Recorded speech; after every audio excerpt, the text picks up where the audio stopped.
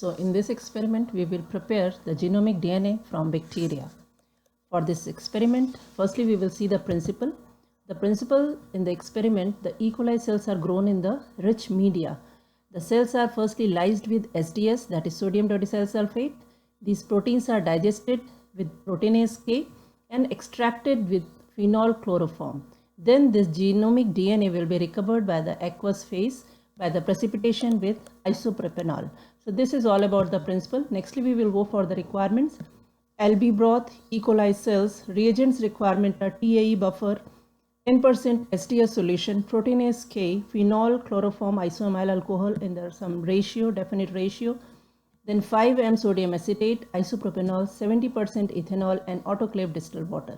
These are the reagents. Equipments required are incubator for bacterial culture, tabletop centrifuge, Eppendorf tube, micropipette, microtips and microfuge. Then we come for the reagent preparation. TAE buffer will be prepared which contain HCl, tris and EDTA. Then 10% SDS will be prepared in distilled water. Proteinase K will be prepared, that powder form it is available, that will be prepared by 10 mg in 1 ml of autoclave distilled water. Then phenol chloroform mixture will be prepared.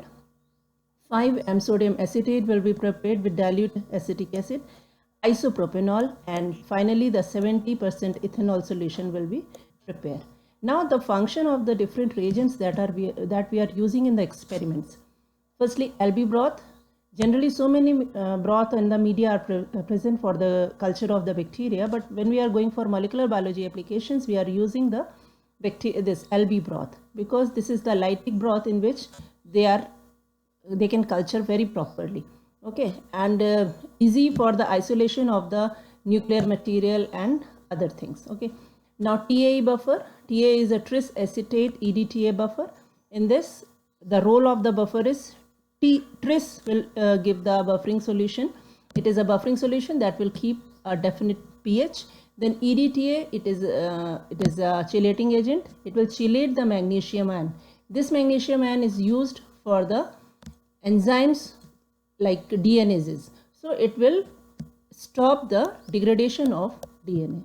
Nextly, sodium dodecyl sulfate, SDS. It is an anionic detergent that is used for the lysing of the cells. Proteinase K, that will digest the protein and remove the contamination from the nucleic acid. Then phenol chloroform, they will denature protein but not the nucleic acid. Okay, so it is liquid extraction technique to separate the nucleic acid from proteins and lipids. Nextly, we require isopropanol that will be used as to precipitate DNA because DNA is insoluble in alcohol. Now 70% ethanol that will used mainly to remove all the salvation shells that surround the DNA, to remove the impurity and to allow DNA to precipitate in the pellet form. Okay, now 100% we will not use because that will dehydrate. Now 70% we will use because it will promote the DNA aggregation. 3 m sodium acetate is used. This is a salt that is used in the precipitation of DNA. Now we will come to the procedure. Firstly, it takes around 2 days. I mean first day only just for the culture of the bacteria.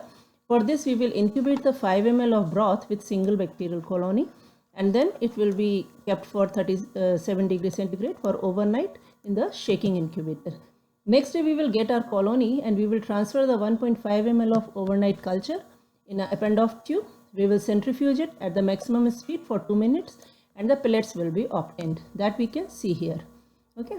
Next will be discard the supernatant with the help of a micropipette. We will discard the supernatant without disturbing the cell pellet. We can see the pellets will be there at the surface. Nextly, we will drain well this Eppendorf tube on the blotting paper.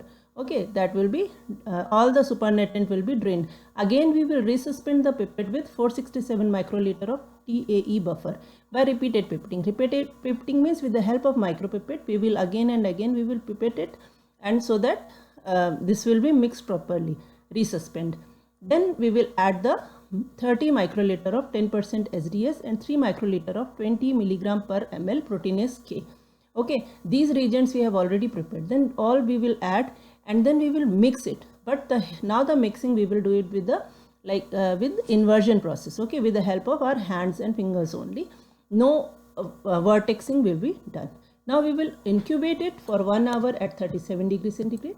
After incubation, we will add the equal volume of phenol chloroform mixture, phenol chloroform and isoamyl alcohol mixture.